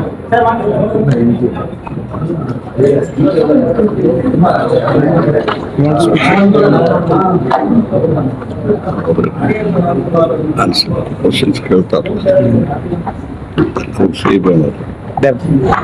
ಕೃಷ್ಣ ಬರೋಲ್ಲ ಹೆಸರು. ಬಹಳ ಸಂಕ್ಷಿಪ್ತವಾಗಿ ನಾವು ನಿಮ್ಗೆ ಬ್ರೀಫ್ ಮಾಡ್ಲಿಕ್ಕೆ ಬಯಸ್ತಾ ಇದ್ದೀನಿ. ಕೃಷ್ಣಾಜಿ ಅವರು ಹೇಳ್ದಂಗೆ ಇದು ಬಿಜೆಪಿ ಅವರ ಸ್ಟ್ಯಾಂಡರ್ಡ್ ಆಪರೇಟಿಂಗ್ ಪ್ರೊಸೀಜರ್ ಇದು. ಯಾವಾಗ ಅವರಿಗೆ ರಾಜ್ಯ ಸರ್ಕಾರಗಳಿಂದ ಸ್ವಲ್ಪ ಏನಾದರೂ ಅವರ ಪಕ್ಷ ಮುಳುಗ್ತಾ ಇದೆ ಅಂತ ಗೊತ್ತಾದಾಗ ಕೇಂದ್ರ ಸರ್ಕಾರ ಅವ್ರ ಸಹಾಯಕ್ಕೆ ಬರ್ತಾರೆ. ಇದು ಯಾಕೆ ನಾನು ಸ್ಟ್ಯಾಂಡರ್ಡ್ ಆಪರೇಟಿಂಗ್ ಪ್ರೊಸೀಜರ್ ಅಂತ ಹೇಳ್ತಾ ಇದ್ದೀನಿ ಅಂದ್ರೆ, ಕಳೆದ 10 ವರ್ಷದಲ್ಲಿ ನಾವು ಗಮನಿಸಬೇಕಾಗ್ತದೆ ಎಷ್ಟು ಸರ್ಕಾರಗಳನ್ನ CBI, IT, ED ಬೆದರಿಕೆ ಮುಖಾಂತರ ಬೀಳಿಸಿದ್ದಾರೆ ಅಂತ. 2016ನಲ್ಲಿ ಅರುಣಾಚಲ್ ಪ್ರದೇಶ, 2017ನಲ್ಲಿ ಗೋವಾ, 2017ರಲ್ಲಿ ಮಣಿಪುರ್, 2016ರಲ್ಲಿ ಉತ್ತರಾಖಂಡ್, 2019ನಲ್ಲಿ ಕರ್ನಾಟಕ, 2020ರಲ್ಲಿ ಮಧ್ಯಪ್ರದೇಶ, ಗುಜರಾತ್ನಲ್ಲಿ ನಮ್ಮ MLAಗಳು ಖರೀದಿ ಮಾಡಿದ್ರು, ಆಸಾಂನಲ್ಲಿ ನಮ್ಮ MLAಗಳು ಖರೀದಿ ಮಾಡಿದ್ರು. CBI, IT, ED ಇದೆಲ್ಲ ಇದೇ ಇವತ್ತು ಯಾರು ಮುಖ್ಯಮಂತ್ರಿಗಳಿದ್ದಾರೆ ಅವ್ರ ಮೇಲೆ ಆಗಿತ್ತಲ್ಲ. ಈಗ ಸಡನ್ ಆಗಿ ಅವರು ಗಂಗಾಕ್ಕಿಂತ ಪಾವನ ಆಗ್ಬಿಟ್ಟಿದ್ದಾರೆ. ಈಗ ನಾಗಾಲ್ಯಾಂಡ್ NCP MLA ಖರೀದಿ, ಸಿಕ್ಕಿಂನಲ್ಲಿ ಸಿಕ್ಕಿಂ ಡೆಮೊಕ್ರೆಟಿಕ್ ಫ್ರಂಟ್ MLAಗಳ ಮೇಲೆ IT, ED ದಾಳಿ ಮಾಡಿ ಖರೀದಿ ಮಾಡಿದ್ರು. ಮೇಘಾಲಯನಲ್ಲಿ ನ್ಯಾಷನಲ್ ಪೀಪಲ್ಸ್ ಪಾರ್ಟಿ ಮತ್ತೆ TMC MLAಗಳು ಮಾಡಿದ್ರು. ಒಟ್ಟಾರೆ 2014ರಿಂದ ಇಲ್ಲಿಯವರೆಗೂ 444 MLAಗಳನ್ನ ಖರೀದಿ ಮಾಡಲಾಗಿದೆ, ಹೆದರಿಸಲಾಗಿದೆ. IT, ED, CBI ಅವ್ರ ಕುಟುಂಬಗಳಿಗೆ ವಿಚಾರಣೆ ಕರೆಯೋದು, ಸುಮ್ಮನೆ ಸುಳ್ಳು ಕೇಸ್ಗಳು ಹಾಕಿ ಅವರಿಗೆ ಸಿಕ್ಕಾಕ್ಸೋದು, ಟಾರ್ಚರ್ ಕೊಡೋದು. ಇದು ಅಂಕಿಅಂಶ ಎಲ್ಲರ ಹತ್ರ ನಾನು ಶೇರ್ ಮಾಡ್ತೀನಿ. ಈ ಉದಾಹರಣೆಗೆ ಅರುಣಾಚಲ್ ಪ್ರದೇಶದಲ್ಲಿ 2014 46 MLAಗಳಿಗೆ ಕೇಳಿದ್ರೆ, ಇವತ್ತು ಮುಂಚೆ ಎಲ್ಲ PV ನರಸಿಂಹರಾವ್ ಸಾಹೇಬ್ರೆಲ್ಲ ಇದ್ದಾಗ ಮೈನಾರಿಟಿ ಗೌರ್ಮೆಂಟ್ ನಾವು ನಡೆಸಿದ್ವಿ, ಎಷ್ಟೊಂದು ಸಂದರ್ಭದಲ್ಲಿ ನಡೆಸಿದ್ವಿ ಮೈನಾರಿಟಿ ಗೌರ್ಮೆಂಟ್. ಈಗ ಮೆಜಾರಿಟಿ ಇದ್ರೂ ಕೂಡ ಇಂಥ ಸೆಂಟ್ರಲ್ ಗೌರ್ಮೆಂಟ್ ಏಜೆನ್ಸಿಯಿಂದ ದುರುಪಯೋಗ ಮಾಡ್ಕೊಂಡು ಇವತ್ತು ಸರ್ಕಾರಗಳನ್ನ ಕೆಡುತ್ತಾ ಇದ್ದಾರೆ. ಮಹಾರಾಷ್ಟ್ರದಲ್ಲಿ 2014-10, ಹರಿಯಾಣ BJP ಅವಾಗ INLD ಇಂದ 7, ವೆಸ್ಟ್ ಬೆಂಗಾಲ್ನಲ್ಲಿ 21 2016ರಲ್ಲಿ, ಗೋವಾನಲ್ಲಿ 2017ನಲ್ಲಿ 17 MLAಗಳು, ಮಣಿಪುರ್ನಲ್ಲಿ 2017ನಲ್ಲಿ 16, ಹಿಮಾಚಲ್ ಪ್ರದೇಶ 2017ನಲ್ಲಿ 20, ಗುಜರಾತ್ನಲ್ಲಿ ನಮ್ಮ ಪಾರ್ಟಿಯಿಂದ 20 ಜನ ಮಾಡಿದ್ರು, ಮಧ್ಯಪ್ರದೇಶದಲ್ಲಿ 2018ರಲ್ಲಿ 30, ಮಹಾರಾಷ್ಟ್ರದಲ್ಲಿ 2019ರಲ್ಲಿ NCP, INC ಮತ್ತೆ ಶಿವಸೇನಾ ಸೇರಿ 72. ಹೀಗೆ ಆಲ್ಮೋಸ್ಟ್ ನಾವು ಏನು 60 ಬಾರಿ ಇಂಥ ಪ್ರಕರಣಗಳು ನಡೆದಿದೆ. ಇದಕ್ಕೆ ಸ್ಟ್ಯಾಂಡರ್ಡ್ ಆಪರೇಟಿಂಗ್ ಪ್ರೊಸೀಜರ್ ಅಲ್ಲ ಅಂತ ಹೇಳದ ಅಂದ್ರೆ ಇನ್ನೇನು ಹೇಳಬೇಕು. ಮತ್ತೆ ಇದು ಯಾರು ಅವ್ರ ಕಡೆ ಹೋಗೋದಿಲ್ಲ, ಅವ್ರ ಮೇಲೆ ಹೆಚ್ಚು ಒತ್ತಡ ತರೋದು. ಈಗ BJP ಅವ್ರ ಕೆಲವು ಲೀಡರ್ ಮೇಲೂ ಕೂಡ ಕೇಸಸ್ ಇವೆ, IT, ED ಕೇಸಸ್ ಇವೆ. ಉದಾಹರಣೆಗೆ ಇಲ್ಲೇ ನಮ್ಮ ಮಾಜಿ ಮುಖ್ಯಮಂತ್ರಿ ಯಡಿಯೂರಪ್ಪ ಅವ್ರ ಮೇಲಿದೆ. ಯಾಕೆ 2023ದಿಂದ ಯಾವುದೇ ಕಾರ್ಯಾಚರಣೆ ನಡೀತಲ್ಲ, ಎಲ್ಲ ಸ್ಥಗಿತ ಆಗಿದೆ ಎಲ್ಲ ಮೇಲ್ಗಡೆ. ಇಲ್ಲಿ ರೆಡ್ಡಿ ಬ್ರದರ್ಸ್ ಮೇಲೂ ನಡೀತಾ ಇತ್ತು. ಪಾರ್ಟಿ ಮೊನ್ನೆ ಸೇರಿದ ತಕ್ಷಣ ಅದೆಲ್ಲ ಡ್ರಾಪ್ ಆಗಿಬಿಟ್ಟಿದೆ. ಇವಾಗ ಶಿವರಾಜ್ ಸಿಂಗ್ ಚೌಹಾಣ್ ಮಾಜಿ ಮುಖ್ಯಮಂತ್ರಿ ವ್ಯಾಪಂ ಕೇಸ್ನಲ್ಲಿ CBI ಇನ್ನ ಹಾಗೆ ಇಟ್ಕೊಂಡು ಕೂತಿದೆ, 10 ವರ್ಷ ಆಗ್ತಾ ಬರ್ತಿದೆ. ನಿಮ್ಮ ರಮೇಶ್ ಪೋಖ್ರಿಯಾಲ್ ಉತ್ತರಾಖಂಡ್ CM ಅವ್ರ ಮೇಲೂ ಇದೆ. ಅಮಿತ್ ಶಾ ಅವ್ರ ಮೇಲೆ ಅವರಿಗೆ ಏನು ಈ ಫೇಕ್ ಎನ್ಕೌಂಟರ್ ಕೇಸ್ ಇತ್ತು CBI ನಲ್ಲಿ, ಅಧಿಕಾರಕ್ಕೆ ಬಂದ ತಕ್ಷಣನೇ ಕ್ಲೀನ್ ಚಿಟ್ 2014ರಲ್ಲಿ ಕೊಟ್ಟರು. ಮೋಹಿತ್ ಕಂಬೋಜಿ ಅಂದ್ಬಿಟ್ಟು 67 ಕೋಟಿ ರೂಪಾಯಿ ಫ್ರಾಡ್ ಮಾಡಿದ್ದಾರೆ ಬ್ಯಾಂಕಿಗೆ, ಅದನ್ನು ಸುಮ್ಮನಾಗ್ಬಿಟ್ಟಿದ್ದಾರೆ. ಮತ್ತೆ ಕಂದಾಯ ಸಚಿವರು ಹೇಳ್ದಂಗೆ ಒಂದು ವಾಷಿಂಗ್ ಮಿಷಿನ್ ಇದೆ ಇವ್ರ ಹತ್ರ. ಅವ್ರು ಬಿಜೆಪಿ ಸೇರ್ಬಿಟ್ರೆ ಸಾತ್ ಖೂನ್ ಮಾಫ್ ಅವ್ರದ್ದು. ಈ ಮುಕುಲ್ ರಾವ್ ಇರ್ಬೋದು, ಅಜಿತ್ ಪವಾರ್ ಅವ್ರು ಇರ್ಬೋದು, ಪ್ರಫುಲ್ ಪಟೇಲ್ ಅವ್ರು ಇರ್ಬೋದು, ಛಗನ್ ಭುಜ್ಬಲ್ ಅವ್ರು ಇರ್ಬೋದು, ಇವರೆಲ್ಲರದು ನಿಮ್ಮ ಹೇಮಂತ್ ಸರ್ವ ಬಿಸ್ವಾಸ್ ಅವ್ರು ಇರ್ಬೋದು, ನಾರಾಯಣ್ ರಾಣೆ ಅವ್ರು ಇರ್ಬೋದು, ಎಲ್ಲರ ಮೇಲೂ ಕೇಸ್ ಇದೆ. ಆದರೆ ಬಿಜೆಪಿ ಸೇರಿದ್ರೆ ಅವ್ರು ಪಾರಾಗ್ತಾರೆ. ಸೊ ಇದು ಸ್ಟ್ಯಾಂಡರ್ಡ್ ಆಪರೇಟಿಂಗ್ ಪ್ರೊಸೀಜರ್ ಅಲ್ಲ ಅಂದರೆ ಇನ್ನೇನಂತ ನಾವು ಹೇಳ್ಬೋದಾಗ್ತದೆ. ಈಗ ವಿಶೇಷವಾಗಿ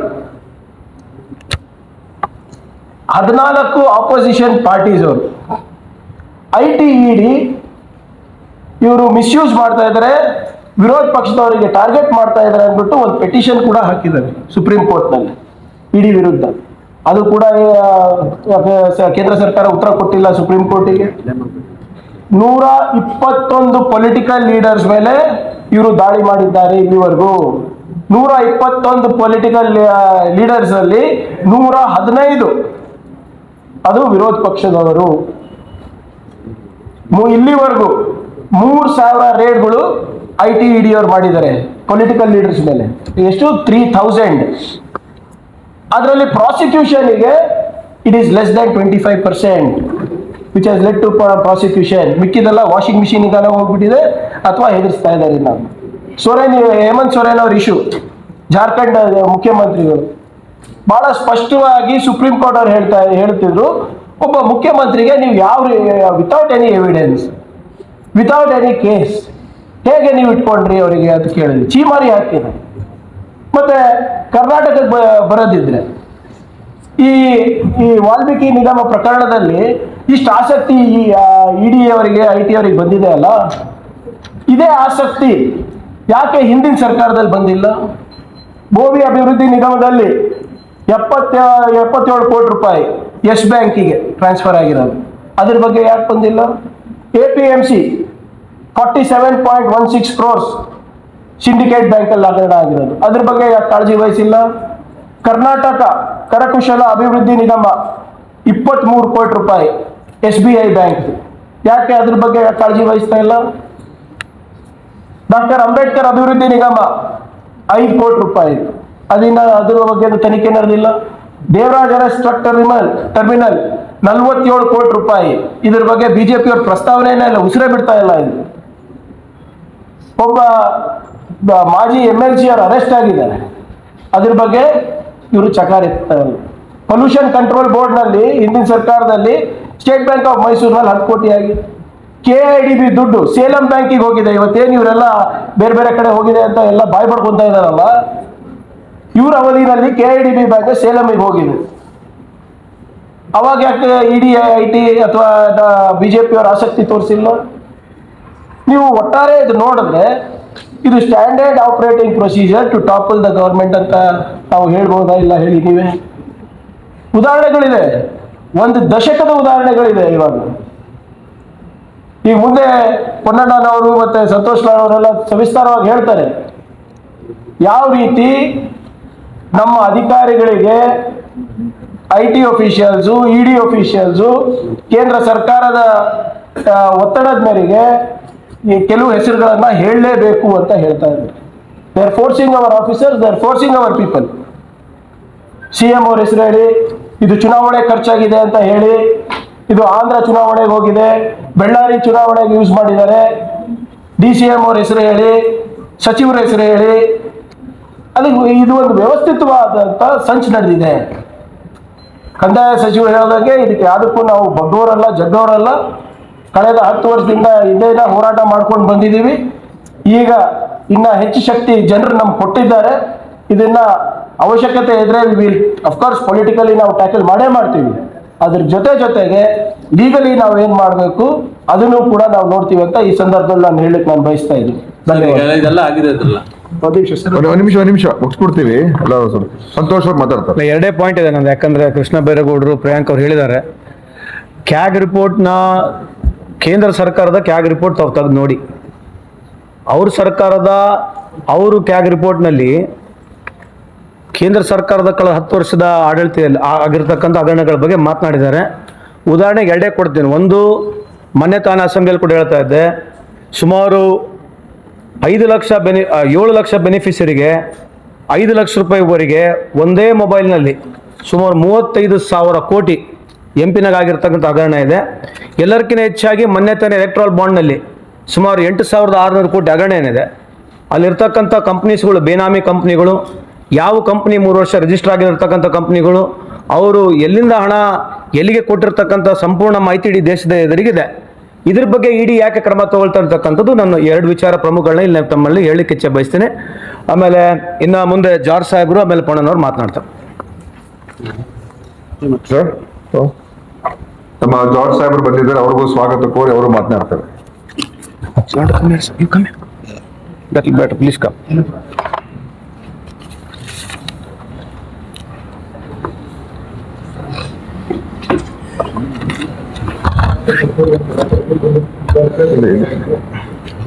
ಮಾತಾಡಿ. ಎಲ್ಲ ಮಾಧ್ಯಮದ ಮಿತ್ರರಿಗೆ ಸ್ವಾಗತ. ಈಗಾಗಲೇ ನನ್ನ ಸಹೋದರಿಗಳು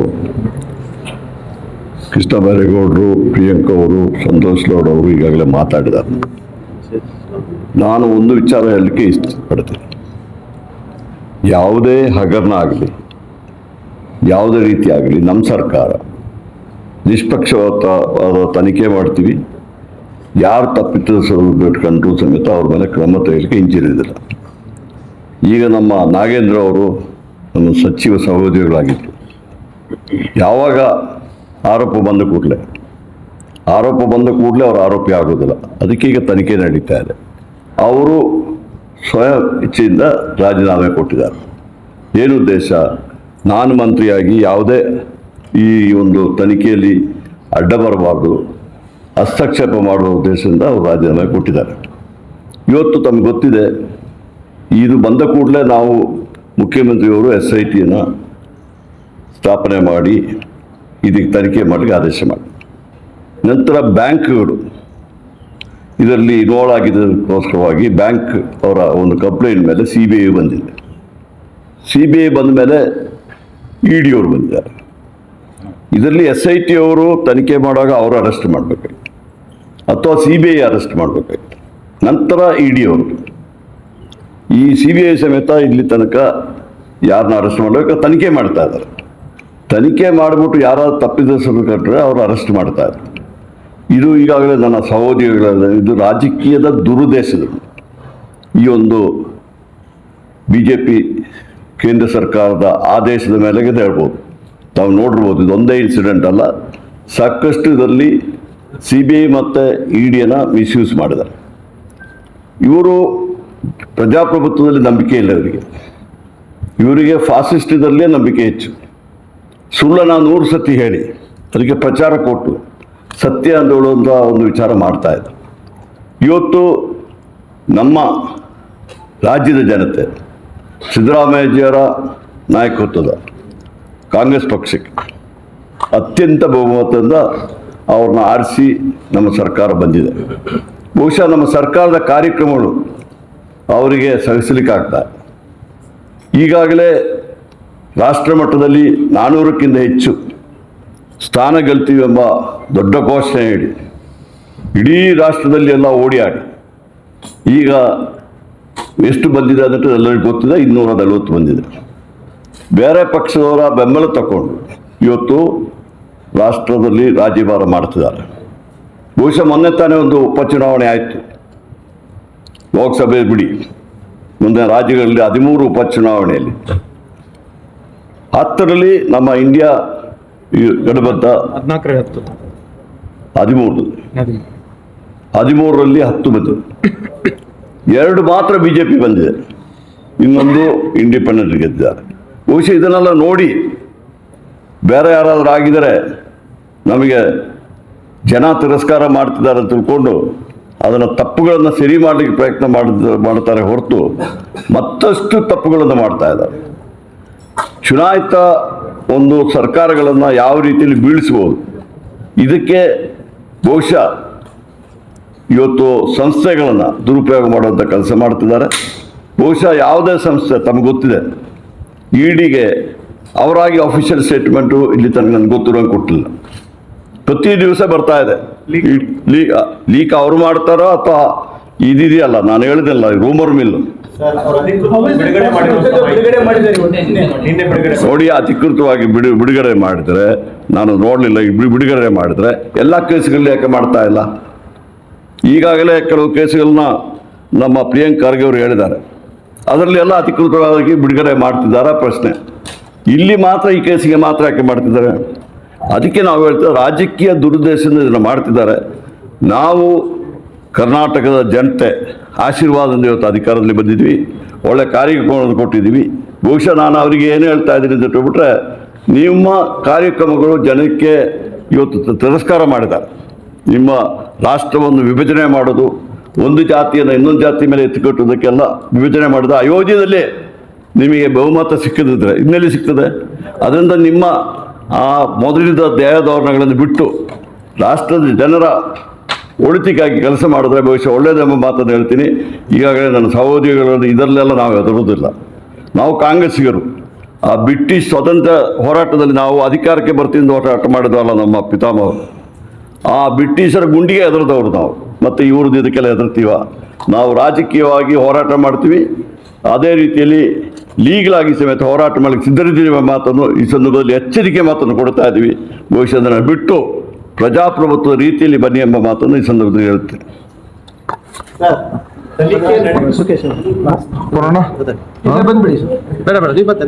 ಏನಿಲ್ಲ, ಈಗ ಒಟ್ಟಾರೆ ಒಂದೇ ಒಂದು ನಾವು ಹೇಳುವಂಥದ್ದು ಏನಂತ ಹೇಳಿದ್ರೆ, Sir, before Q&A, the reason why ಆಯ್ತು, ಈಗ ಎರಡು ನಾನು ಲೈನ್ ಹೇಳ್ತೀನಿ. ಏನಂತ ಹೇಳಿದ್ರೆ, ಇಡಿ ಬಂದಿರೋದಿಲ್ಲಿ ಇನ್ವೆಸ್ಟಿಗೇಷನ್ ಮಾಡೋದಕ್ಕೆ ಅಂತ ಬಂದಿಲ್ಲ. ಇದು ದುರುದ್ದೇಶದಿಂದ ಕೂಡಿರ್ತಕ್ಕಂಥ ಒಂದು ಕಾರ್ಯಾಚರಣೆ ಅಂತ ಹೇಳ್ಬೇಕು. ಯಾಕೆಂದ್ರೆ CBI ಇನ್ಕ್ವೈರಿ ಇದೆ, SIT ಇನ್ಕ್ವೈರಿ ಇದೆ. ಮಿನಿಸ್ಟರ್ ರಾಜೀನಾಮೆ ಕೊಟ್ಟಿದ್ದಾರೆ, ಪಾರದರ್ಶಕವಾಗಿ ನಡೀತಾ ಇದೆ. ಇಡಿ ದಿಢೀರಾಗಿ ಬಂದು ಇಡಿಯ ಬ್ಯಾಕ್ಗ್ರೌಂಡ್ ಬಗ್ಗೆ ಎಲ್ಲರೂ ಹೇಳಿದ್ದಾರೆ. ಉದ್ದೇಶ ಏನು?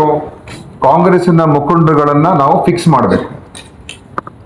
ಕಾಂಗ್ರೆಸ್ಸಿನ ಮುಖಂಡರುಗಳನ್ನ ಹೇಗಾದ್ರೂ ಮಾಡಿ ನಾವು ಇದರಲ್ಲಿ ಕೆಟ್ಟ ಹೆಸರು ಬರೋ ಥರ ಏನಾದ್ರೂ ಒಂದು ಮಾಡಲೇಬೇಕು. ಯಾರೇ ಅರೆಸ್ಟ್ ಮಾಡಿದ್ದಾರೆ ಅವ್ರ ಮೇಲೆ ಒತ್ತಡ ತರ್ತಾ ಇದೆ. ಇಂಥವ್ರ ಹೆಸರು ಹೇಳಿ, ಅಂಥವ್ರ ಹೆಸರು ಹೇಳಿ, ಇದಕ್ಕೋಸ್ಕರ ದುಡ್ಡು ಕೊಟ್ಟು ಅಂತ ಹೇಳಿ ಅಂತ ಅವ್ರ ಮೇಲೆ ಪ್ರೆಷರ್ ಅನ್ನ ಇಡಿನೇ ಆಗ್ತಾ ಇದೆ. ಅಂದ್ರೆ ಇಟ್ಸ್ ಅ ಪೊಲಿಟಿಕಲ್ ವಿಂಗ್. ಈಗ ಅದು ED, it is not a investigative wing, it is a political wing of Bharatiya Janata party. ಅವರ ಒಂದು ಬೆನಿಫಿಟ್ಗೋಸ್ಕರ ಏನೇನ್ ಮಾಡಬೇಕು ಅದೆಲ್ಲವನ್ನು ಕೂಡ ಇಡಿಯನ್ನು ಉಪಯೋಗಿಸ್ಕೊಂಡು ಮಾಡ್ತಾ ಇರೋದ್ರ ಬಗ್ಗೆ ನಾನೇನು ವಿಶ್ಲೇಷಣೆ ಕೊಡುವಂತ ಅಗತ್ಯತೆನೇ ಇಲ್ಲ. ಇವತ್ತು ಯಾವ ರೀತಿಯಾಗಿ ಬೇರೆ ಬೇರೆ ಮುಖ್ಯಮಂತ್ರಿಗಳನ್ನ, ಬೇರೆ ಬೇರೆ ಜನರನ್ನ ಇವತ್ತಿನ ದಿವಸ ಅವರು ಯಾವ ರೀತಿ ಮಾಡ್ತಾ ಇದ್ದಾರೆ ವಿರೋಧ ಪಕ್ಷದವ್ರ ಬಗ್ಗೆ ಈಗೆಲ್ಲ ಹೇಳಿದ್ವಿ. ಸೊ ಇದು ಒಂದು ರೀತಿ it is a conspiracy, it is a political conspiracy. ಇದನ್ನ ಅವ್ರೇನಾದರೂ ಇದೇ ರೀತಿ ಮಾಡ್ಕೊಂಡು ಹೋದ್ರೆ ನಾವು ಸುಮ್ಮನೆ ಕೂತ್ಕೊಳ್ಳೋದಿಲ್ಲ. ಎಚ್ಚರಿಕೆಯನ್ನ ನೀಡ್ತಾ ಇದ್ದೀವಿ. ಇದು ಪ್ರಜಾಪ್ರಭುತ್ವ ವ್ಯವಸ್ಥೆಯಲ್ಲಿ, ಪಾರ್ಲಿಮೆಂಟರಿ ಡೆಮಾಕ್ರಸಿಯಲ್ಲಿ ಈ ರೀತಿಯಾಗಿ ನೀವು ಇನ್ವೆಸ್ಟಿಗೇಟಿವ್ ಏಜೆನ್ಸಿ ಉಪಯೋಗಿಸ್ಕೊಂಡು ಸರ್ಕಾರಗಳನ್ನ ನೀವು ವಿರೋಧ ಪಕ್ಷದ ಸರ್ಕಾರಗಳನ್ನ ತೆಗೆಯೋದು, ಆ ಮುಖಂಡಗಳನ್ನ ಅವ್ರಿಗೆ ಕೆಟ್ಟಸು ತರ್ತಕ್ಕಂಥ ಪ್ರಯತ್ನ ಮಾಡೋದು, ಮತ್ತು ಏನೋ ಒಂದು ವಾತಾವರಣ, ಒಂದು ಅಭದ್ರತೆಯ ಒಂದು ವಾತಾವರಣ ಸೃಷ್ಟಿ ಮಾಡಬೇಕು ಆ ರಾಜ್ಯದಲ್ಲಿ. ಆಡಳಿತ ವ್ಯವಸ್ಥೆ ಅದು ಕುಸಿತ ಆಗಬೇಕು. ಈ ಒಂದು ಕೆಟ್ಟ ಉದ್ದೇಶ ಇಟ್ಕೊಂಡು ಇವತ್ತು ಇಡಿ ಬಂದಿದೆ. ಇದ್ರ ಬಗ್ಗೆ ಯಾವುದೇ ಅನುಮಾನ ಇಲ್ಲ. ಇಡಿ ಬಗ್ಗೆ ನಮ್ಗೆ ಯಾವ ವಿಶ್ವಾಸನೂ ಕೂಡ ಇಲ್ಲ, ಯಾವ ನಂಬಿಕೆಯನ್ನು ಕೂಡ ಇಲ್ಲ. ಇಡೀ ದೇಶಕ್ಕೆ ಗೊತ್ತಿದೆ ಇಡಿ ಏನು ಅಂತ. ಸೊ ಇದು ನಾವು ಸಹಿಸೋದಿಲ್ಲ ಅಂತ ನಾವು ಸ್ಪಷ್ಟವಾಗಿ ಹೇಳ್ತಾ ಇದೀವಿ. ಈ ರೀತಿಯಾಗಿ ಇದನ್ನು ನೀವು ಮಾಡೋದಕ್ಕೆ ಮುಂದುವರಿಸಬೇಡಿ. ನಿಮ್ಮ ಏನು ಕಾನೂನು ಪ್ರಕಾರ ನಡ್ಕೊಳ್ತಕ್ಕಂಥದ್ದು ಮಾಡಬೇಕಾಗಿತ್ತೆ ಹೊರತು ಇವತ್ತು ನೀವು ಮಾಡ್ತಾ ಇರುವಂಥದ್ದು ಇದು ಅತ್ಯಂತ ಪ್ರಜಾಪ್ರಭುತ್ವ ವ್ಯವಸ್ಥೆಗೆ ಘೋರ ಅನ್ಯಾಯ ಇವತ್ತಿನ ದಿವಸ ಆಗ್ತಾ ಇದೆ, ಕಗ್ಗೋಲೆ ಆಗ್ತಾ ಇದೆ ಅಂತ ಕೂಡ ಹೇಳೋದಕ್ಕೆ ನಾನು ಎಷ್ಟು ಹೇಳಿ, ಇನ್ನು ಕೆಲವು ಪ್ರಶ್ನೆಗಳನ್ನ ತಾವು ಕೇಳಿ. ಕೃಷ್ಣ ಅವರು ಮಾತಾಡ್ತಾರೆ, ಪ್ರಿಯಾಂಕ್ ಅವರು ಮಾತಾಡ್ತಾರೆ, ನಾನು ಮಾತಾಡ್ತೀನಿ. ವಾಲ್ಮೀಕಿ ಪ್ರಕರಣ ನಡೆದಿಲ್ಲ ಅಂತಂದ್ರೆ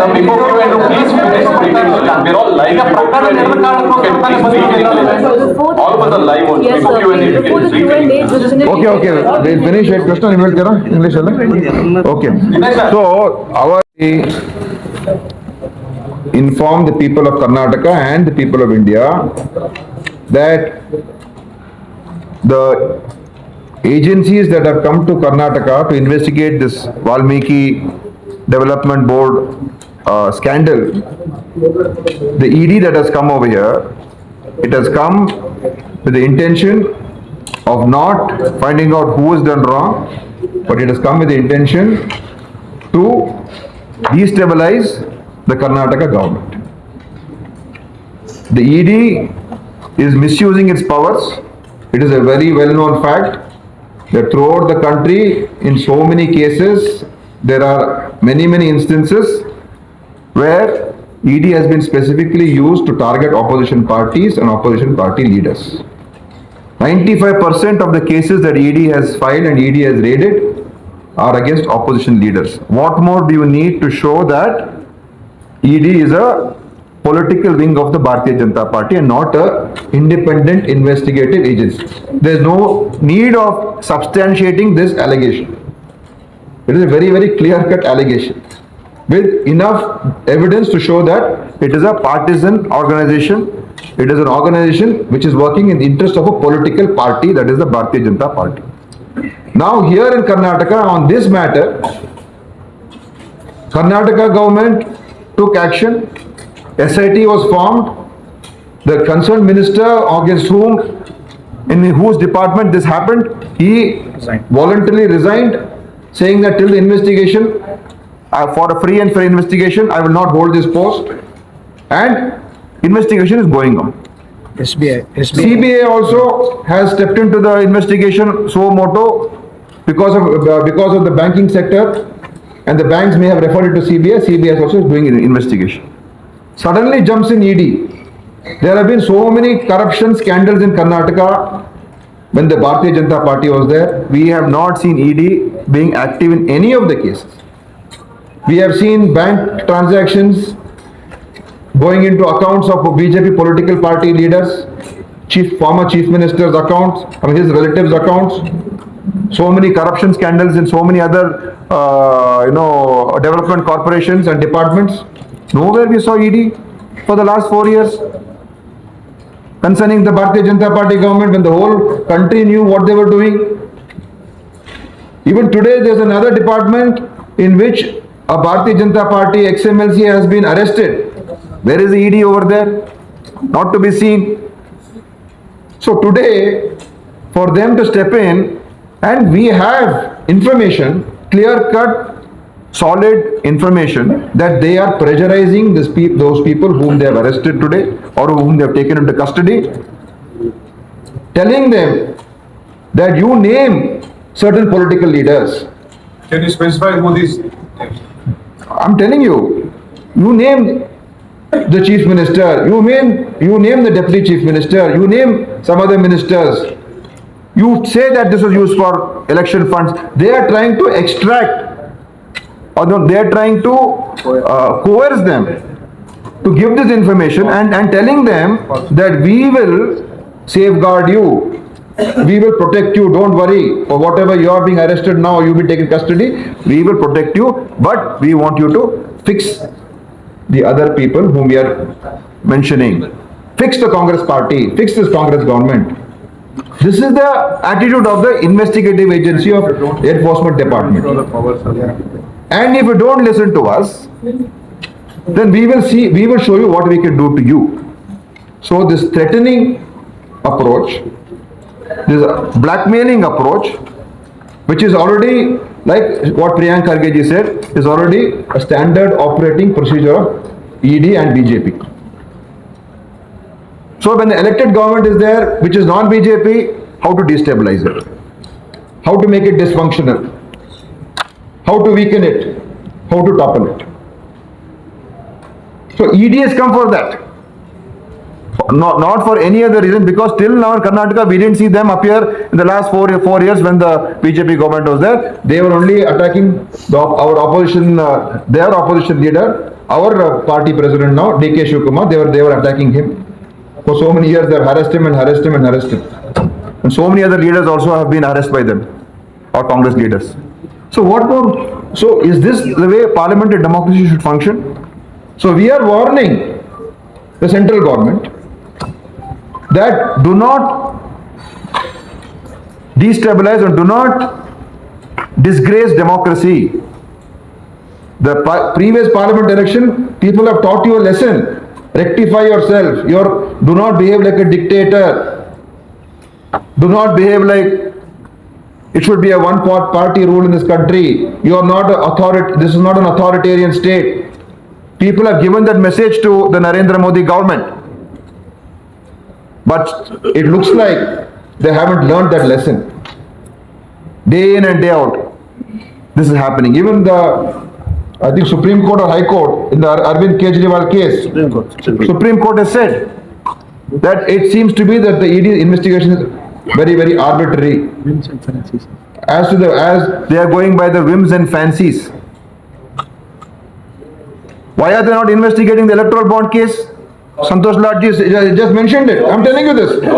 Monies from fraudulent companies have gone into the accounts of Bharatiya Janata Party. How do you see the press release? Bank transactions of thousands of crores have happened, where thousands of crores have gone into the BJP from unknown companies or companies just formed, or companies that have been raided by ED and raided by IT, and they have given monies to be. Why is ED not investigating these companies? Why are they not looking into that? So we are making a direct allegation that ED is come here with the intention to destabilize, Are you quoting? and it is a political conspiracy. So are you quoting Mr. and Mrs. Nagendra in this case? I am not. I am saying that we have information of how they are trying to use and force, coerce, pressurize these people who they have taken into custody, whoever they may be, into naming other people so that they can make this case into another political vendetta case. They say that the money was used to buy electoral elections. 5 of my cabinet colleagues are holding his press conference. I think ಈಗ ಆಯ್ತು ನೋಡಿ, ಅಕ್ರಮ ವಾಲ್ಮೀಕಿ ಹಗರಣದ ಅಕ್ರಮ ನಡೆದಿದೆ, SIT investigate ಮಾಡ್ತಾ ಇದೆ, minister resign ಮಾಡಿದ್ದಾರೆ, CBI ಎನ್ಕ್ವೈರಿ ಮಾಡಿದೆ. ಎಷ್ಟು ಹಗರಣಗಳು ರಾಜ್ಯದಲ್ಲಿ ನಡೆದಿಲ್ಲ? ಅವಾಗ ಇಡಿ ಎಲ್ಲಿದ್ರು? ಇದೊಂದೇನು ಅಕ್ರಮ ನಡೆದಿರೋದು? ಸರ್, ತನಿಖೆಯಲ್ಲಿ ಹೆಸರು ಹೇಳಲಿಕ್ಕೆ ಒತ್ತಾಯ ಮಾಡ್ತಾರೆ ಅಂತ ತಾವು ಹೇಳ್ತಾರೆ ಸರ್. ನಾಗೇಂದ್ರ ಅವರು ಅರೆಸ್ಟ್ ಆಗಿದೆ ಸರ್, ಎನ್ಕ್ವೈರಿ ಕಂಡಕ್ಟ್ ಆಗಿದೆ. ಮಾಹಿತಿ ಹೇಗೆ ಸರ್? ಅವ್ರ ಹತ್ರ ಹೇಳ್ತಾ ಇದಾರೆ ನಾಗೇಂದ್ರ ಅವರಿಗೆ ಅಥವಾ ಈ ತರ ಹೇಳಿದ್ದಾರೆ, ಏನ್ ಮಾಹಿತಿ ಸರ್? ನೋಡಿ, ಇಲ್ಲ, ನಾವು ಯಾರು ಒಬ್ಬರ ಪರವಾಗಿ ಇಲ್ಲಿ ಮಾತಾಡ್ತಾ ಇಲ್ಲ. ಈಗ ಒಬ್ಬರೇ ಅಲ್ಲ ಅಂಡರ್ ಇನ್ವೆಸ್ಟಿಗೇಷನ್ ಇರೋದು, ವಿಟ್ನೆಸಸ್ ಇದ್ದಾರೆ ಅಥವಾ ಇದರಲ್ಲಿ ಶಾಮೀಲ್ ಆಗಿರ್ಬಹುದು ಅನ್ನುವಂಥವ್ರು ಇದ್ದಾರೆ. ಅವರಿಂದ ನಮಗೆ ಬಂದ ಮಾಹಿತಿ ಬಂದಿದೆ, ಮುಂದೆ ನಮಗೆ ಪುರಾವೆನೂ ಸಿಗುತ್ತೆ ಅಂತ ನಾವು ನಂಬಿಕೆ ಇಟ್ಕೊಂಡಿದ್ದೇವೆ. ಸೊ ಯಾರು ಒಬ್ಬರ ಪರವಾಗಿ ನಾವು ಮಾತಾಡ್ತಾ ಇಲ್ಲ, ಮತ್ತೆ ರಿಪೀಟ್ ಮಾಡಿ ಹೇಳ್ತಾ ಇದ್ದೇವೆ, ಅವರಿಗೆ ಸತ್ಯವನ್ನ ಹೊರಗೆ ತರೋದು ಉದ್ದೇಶ ಇಲ್ಲ. ಅದರಲ್ಲಿ ಇದ್ರ ಸಾಕ್ಷಿಗಳನ್ನ ಮತ್ತು ತನಿಖೆಗೆ ಒಳಪಟ್ಟಿರ್ತಕ್ಕಂಥ ವ್ಯಕ್ತಿಗಳು ಯಾರಿದ್ದಾರೆ ಅವರನ್ನ ಎದುರಿಸಿ ಬೆದರಿಸಿ ಸುಳ್ಳು ಹೇಳಿಕೆಗಳನ್ನ ಪಡೆದುಕೊಳ್ಳುವಂತ ಪ್ರಯತ್ನ ಮಾಡ್ತಾ ಇದ್ದಾರೆ. ಸೊ ನಿಮ್ಮ ಪ್ರಶ್ನೆಗೆ ಹೇಳೋದಾದ್ರೆ ಯಾವ ಒಬ್ಬ ವ್ಯಕ್ತಿಯದಲ್ಲ, ಅವ್ರೊಬ್ಬರೇ ಅಲ್ಲ ಇನ್ವೆಸ್ಟಿಗೇಷನ್ ಅಂಡರ್ ಇರೋದು, ಬೇರೆ ಬೇರೆಯವರು ಕೂಡ ಅಂಡರ್ ಇನ್ವೆಸ್ಟಿಗೇಷನ್ ಇದ್ದಾರೆ. ಬೇರೆ ಬೇರೆ ಆಫೀಸರ್ಸ್ ಅನ್ನು ಕೂಡ ಕರೆದಿದ್ದಾರೆ, ಅವರು ಬೇರೆ ವ್ಯಕ್ತಿಗಳನ್ನು ಕೂಡ ಇನ್ವೆಸ್ಟಿಗೇಷನ್ ಕರೆದಿದ್ದಾರೆ. ಕೆಲವು ಸಾಕ್ಷಿ ಭಾಗಿ ಆಗದೆ ಇರತಕ್ಕಂತ ಸಾಕ್ಷಿಗಳು ಇದ್ದಾರೆ. ಸೊ ಎಲ್ಲರನ್ನೂ ಕೂಡ ಇಂಟಿಮಿಡೇಷನ್ ಮಾಡ್ತಾ ಇದ್ದಾರೆ. ನೀವು ಸರ್ಕಾರದಲ್ಲಿ ಉನ್ನತ ಮಟ್ಟದಲ್ಲಿರೋರ್ ವಿರುದ್ಧ ಹೇಳಿಕೆಗಳನ್ನ ಕೊಡಬೇಕು ಅಂತ ದಬಾವಣೆ ಮಾಡ್ತಾ ಇದ್ದಾರೆ. ಇಡಿ ಕೊಡ್ತಿರೋ ಒಂದು ಮಾಹಿತಿ ಅಂದ್ರೆ ಒಂದು ಲಿಟರಲಿ ತೆಲಂಗಾಣ ಚುನಾವಣೆ, ಬಳ್ಳಾರಿ ಚುನಾವಣೆ ಮತ್ತೆ ಯಾವ್ದೋ ಐಷಾರಾಮಿ ಕಾನೂನು ರೀತಿಯಲ್ಲ ಇದೆ ಅದ್ರ ಮಾಹಿತಿ. ಚುನಾವಣೆ ಅನ್ನೋ ಕಾರಣಕ್ಕಾಗಿ ಅದು ಕಾಂಗ್ರೆಸ್ ಪಕ್ಷಕ್ಕೋ ಅಥವಾ ಆರ್ಥಿಕ ಇಲಾಖೆಯ ಹಣ ವರ್ಗಾವಣೆ ವಿಚಾರಕ್ಕೆ ಸಂಬಂಧಿಸಿ ಮೇಂಟೈನ್ ಮಾಡಲಿರುವ ವಿಚಾರಕ್ಕೆ CM ಮಂತ್ರಿಗೂ ಅಥವಾ DCM ಮಂತ್ರಿಗೂ ಬರೋ ಪ್ರಯತ್ನವನ್ನು ಮಾಡ್ತಾರೆ. ನೋಡಿ, ಒಂದ್ ಹೇಳ್ತೀನಿ, ED ಅವರು ಮಾಹಿತಿ ಕೊಡುವಂತ ಮಾಹಿತಿ ಏಜೆನ್ಸಿ ಅಲ್ಲ. ED ಇನ್ವೆಸ್ಟಿಗೇಟ್ ಮಾಡಬೇಕು, ಚಾರ್ಜ್ ಶೀಟ್ ಫೈಲ್ ಮಾಡಬೇಕು. ಸುಮ್ಮನೆ ಈ ರೀತಿ ಏನೋ ಒಂದು ಮಾಹಿತಿ ಕೊಟ್ಬಿಡೋದು, ಏನೋ ಒಂದು ಹೇಳಿಕೆ ಕೊಟ್ಬಿಡೋದು, ಇದು ಒಳ್ಳೇದಲ್ಲ. ಇನ್ವೆಸ್ಟಿಗೇಷನ್ ಮಾಡಿ ಎಲ್ಲಿ ತಪ್ಪಾಗಿದೆ ಅದನ್ನ ತಪ್ಪಾಗಿರೋ ಕ್ರಮ ತಗೊಳ್ಬೇಕು. Charge sheet file, court charge sheet file ಮಾಡಿ. ಅದನ್ನ ಮಾಡೋದು ಬಿಟ್ಬಿಟ್ಟು ನೀವು ಏನೋ ಒಂದು ಹೇಳ್ಬೋದು, ನಾವು ನಾವೇ ಉತ್ತರ ಕೊಡಬೇಕು. ಅಲ್ಲಿ ಹಗರಣ ಆಗಿದೆ, ಅದ್ರ ಬಗ್ಗೆ ನಾವು ಒಪ್ಕೊಂಡಿದ್ದೀವಿ. ಇಡೀ ದೇಶಕ್ಕೆ ರಾಜ್ಯಕ್ಕೆ ಒಂದೇ ಹಗರಣ ಅಲ್ಲ, ಬೇಕಾದಷ್ಟು ಬೇರೆ ಹಗರಣಗಳಿದೆ. ನಾವು ತನಿಖೆ ಮಾಡಿಸ್ತಾ ಇದ್ದೀವಿ. ಇಡಿ ಬರೋ ಉದ್ದೇಶ ಏನಂತ ನಾವು ಹೇಳ್ತಾ ಇದ್ದೀವಿ. ಇಡಿ ಉದ್ದೇಶ ಅದಕ್ಕೆಲ್ಲ ಬಂದಿರೋದು. ಇಡಿ ಉದ್ದೇಶನೇ ಹಗರಣವನ್ನ ಬಯಲು ಮಾಡಿ ತಪ್ಪು ಮಾಡಿದ್ರೆ ಕ್ರಮ ತಗೊಳ್ಬೇಕು ಅಂತ ಉದ್ದೇಶ ಇಡಿದಲ್ಲ. ಇಡಿ ಉದ್ದೇಶ ರಾಜಕೀಯದ ದುರುದ್ದೇಶ. ಇಡಿಯನ್ನು ಉಪಯೋಗಿಸ್ಕೊಂಡು ಹೇಳಿತನದ ರಾಜಕಾರಣ ಮಾಡ್ತಾ ಇರೋದು ಭಾರತೀಯ ಜನತಾ ಪಾರ್ಟಿ. ಅವರ ಗುರಿ ಯಾರು ಸರ್? ಸಿಎಂ ಗುರಿ ಕಾಂಗ್ರೆಸ್ ಪಕ್ಷ. ಚುನಾವಣೆಗೆ ಮತ್ತು ಮಧ್ಯ ನಾವೇಂಗ್ರಿ ಹೇಳ್ಬೇಕು? ತನಿಖೆ ಆದ್ಮೇಲೆ ತನಿಖೆ ಆದ್ಮೇಲೆ ಗೊತ್ತಾಗತ್ತ. ನಾವ್ ಹೇಳ್ಬೇಕೇನ್ರಿ ಹೋಗಿದಿಲ್ಲ ಅಂತ ಹೇಳಿ? ಅಲ್ಲ, ಆರೋಪ ಅಲ್ಲ, ಆರೋಪ ಇದೆ. ದಯವಿಟ್ಟು ಕೇಳಿಸ್ಕೊಳ್ತೀರಾ? ಎಲ್ಲಾರು ಒಮ್ಮೆಗೆ ಮಾತಾಡಿದ್ರೆ ದಯವಿಟ್ಟು ಸಮ ಮೈಕ್ ಆಫ್ ಮಾಡಿ ಪ್ಲೀಸ್. ನಿಮ್ದು ಹಿಂದ್ಗಡೆ ಮೈಕ್ ಆಫ್ ಮಾಡಿಲ್ಲ ಅಂದ್ರೆ ಈಗ ಅವರು ಸ್ಟೇಟ್ಮೆಂಟ್ ಅನ್ನ ಕೋರ್ಟಿಗೆ ಫೈಲ್ ಮಾಡಲಿ. ನಿನ್ನೆ ಪ್ರೆಸ್ ರಿಲೀಸ್ ಮಾಡಿದ್ದಾರೆ. ಅದಕ್ಕೆ ಮೊದಲೇ ಮೀಡಿಯಾದಲ್ಲಿ ಬಂದಿದೆ. ಯಾರು ಲೀಕ್ ಮಾಡಿದ್ದು ಹಾಗಾದ್ರೆ? ಎಲ್ಲಿಂದ ಬಂತು? ಅದು ಸೆಲೆಕ್ಟಿವ್ ಲೀಕ್ ಮಾಡಕ್ಕೆ ಆಥರೈಸೇಷನ್ ಯಾರು ಕೊಟ್ಟಿದ್ದಾರೆ? ಇಲ್ಲ ನಾನು ನಿಮ್ಮನ್ನ ದೂಷಣೆ ಮಾಡಬೇಕು, ನೀವು ಸುಳ್ಳು ಮಾಹಿತಿ ಹಾಕಿದ್ದೀರಿ ಅಂತ. ನಿಮ್ಮನ್ನ ನಾವು ಆತರ ಹೇಳಲಿಕ್ಕೆ ಆಗೋದಿಲ್ಲ. ನಿಮಗೆ ಅವರಿಂದಾನೇ ಮಾಹಿತಿ ಬಂದಿದೆ. ಹಾಗಾದ್ರೆ ನೆನ್ನೆಗೆ ಮೊದಲು ಬಂದಂತ ಇನ್ಫಾರ್ಮೇಶನ್ ಎಲ್ಲ ಎಲ್ಲಿಂದ ಬಂತು? ಎರಡನೇದು, ಒಂದ್ ನಿಮಿಷ ಸರ್, ದಯವಿಟ್ಟು ಕೇಳಿಸ್ಕೊಡಿ ಮಾತಾಡ್ಲಿಕ್ಕೆ. ನಮಗೂ ಮಾತಾಡ್ಲಿಕ್ಕೆ ದಯವಿಟ್ಟು ಅವಕಾಶ ಕೊಡಿ. ನಮಗೆ ಅವಕಾಶ ಬಿಡಿ ದಯವಿಟ್ಟು. ಕೇಳಿದ್ದಕ್ಕೆ ಉತ್ತರ ಕೊಡ್ಬೇಕು. ಎರಡನೇದು, ಈಗ ಅವರು ಹೇಳ್ತಾ ಇದ್ದಾರೆ ಅಂತ ತಾವು ಹೇಳ್ತೀರಿ. ಹಾಗಾದ್ರೆ ಸುಪ್ರೀಂ ಕೋರ್ಟ್ ಸೋರೆನ್ ಪ್ರಕರಣದಲ್ಲಿ, ಕೇಜ್ರಿವಾಲ್ ಪ್ರಕರಣದಲ್ಲಿ ಏನ್ ಹೇಳಿದೆ? ಅವ್ರನ್ನ ಅರೆಸ್ಟ್ ಮಾಡಿ ಒಳಗಾಕಿದ್ರಲ್ಲ, ಅವ್ರಿಗೆ ಬೇಲ್ ಕೊಟ್ಟು ಬಿಡುಗಡೆ ಮಾಡುವಾಗ ಸಾಕ್ಷಿ ಇಲ್ಲದೆ ಇದ್ರು ಸೋರೆನ್ನ ಯಾಕೆ ಅರೆಸ್ಟ್ ಮಾಡಿದಿರಿ ಅಂತ ಕೇಳಲಿಲ್ವಾ ಸುಪ್ರೀಂ ಕೋರ್ಟ್? ಇವರ ಹೇಳಿಕೆನೇ ಫೈನಲ್. ಹಾಗಾದ್ರೆ ಕೇಜ್ರಿವಾಲ್ ಕೇಸಲ್ಲಿ ಏನ್ ಹೇಳಿದೆ ಸುಪ್ರೀಂ ಕೋರ್ಟ್? ತಮ್ಗೆ ಓದಿ ಹೇಳ್ತಾನೆ ಇಂಟ್ರೆಸ್ಟ್ ಇದ್ರೆ, ಯಾಕಂದ್ರೆ ಇವತ್ತು ಫ್ಯಾಕ್ಟ್ ಗಿಂತ ಫಿಕ್ಷನ್ ಎಲ್ಲರಿಗೂ ಪ್ರಿಯವಾಗಿದೆ. ಸುಪ್ರೀಂ ಕೋರ್ಟ್ ಏನ್ ಹೇಳಿದೆ? Supreme Court has wondered if the ED even had a consistent, uniform and one rule for all policy when they should arrest people. Sakshi It said the ED power to arrest must be based on objective and fair material against a person. It cannot be exercised on the whims and fancies of ED officers. Supreme Court ಹೇಳಿರೋದು, ನಾನಲ್ಲ. So ದಯವಿಟ್ಟು ಅವರು ವೇದವಾಕ್ಯನೂ ಅಲ್ಲ, ಅವರು ಭಗವದ್ಗೀತೆನೂ ಅಲ್ಲ, ಅವರು Bible ಅಲ್ಲ, ಅವರೊಂದು ಪೊಲಿಟಿಕಲ್ ವೆಂಡೆಟ್ಟಾ ಏಜೆನ್ಸಿ ಅನ್ನೋದನ್ನ ಮೊದಲು ಅರ್ಥ ಮಾಡಿಕೊಂಡು ಆಮೇಲೆ ನಮ್ಗೆ ಏನ್ ಬೇಕಾದ್ರೂ ಕೌಂಟರ್ ಕ್ವಶನ್ ಕೇಳಿ, ನಾವು ಒಪ್ಕೊಳ್ತೇವೆ. ಅವ್ರು ಹೇಳಿದ್ದೆ ವೇದವಾಕ್ಯ ಅಂತ ತಾವು ತಿಳಿಯೋದಾದ್ರೆ, ನಾವೆಲ್ಲ ಜನಗಳಿಂದ ಆಯ್ಕೆ ಆಗಿ ಬಂದಿರೋರು, ಅಲ್ಲಿಗೆ ನಮಗೆ ಏನು, ನಾವು ಸಂವಿಧಾನದ ಹೆಸರಿನಲ್ಲಿ ಪ್ರತಿಜ್ಞೆ ಮಾಡಿಲ್ವಾ? 95% ಆಫ್ ಕೇಸಸ್ ಯಾಕೆ ಇವತ್ತು ಬರೀ ಅಪೋಸಿಷನ್ ಮೇಲೆ ಇದೆ? ಹಾಗಾದ್ರೆ ಇಡಿ ನಿಮ್ ಪ್ರಕಾರ ಅಷ್ಟು ಸತ್ಯನಿಷ್ಠವಾದಂತ ಸಂಸ್ಥೆ ಆಗಿದ್ರೆ ಯಾಕೆ ಅವರು ಬೇರೆಯವ್ರನ್ನ ನೋಡ್ತಾನೆ ಇಲ್ಲ, ಬೇರೆಯವ್ರದ್ದು ಅರೆಸ್ಟ್ ಮಾಡೋದಿಲ್ಲ? ಯಾಕೆ ಓನ್ಲಿ ಅಪೋಸಿಷನ್ ಮಾಡ್ತಾ ಇದ್ದಾರೆ?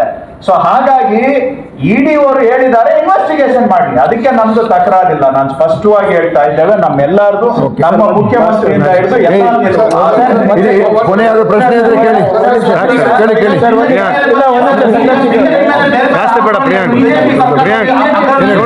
ಸರ್ಕಾರ ಅವಧಿಯಲ್ಲಿ ವಿರೋಧ ನಿಗಮಗಳಲ್ಲಿ ಆಗಿದೆ ಅಂತ ಆರೋಪ ಮಾಡಿದ್ರಲ್ಲ, ತನಿಖೆ ಆಗ್ತದೆ ಅಂತ ನೀವು ಈಗ ತನಿಖೆ ಒತ್ತಾಯ ಮಾಡ್ತಾರೆ.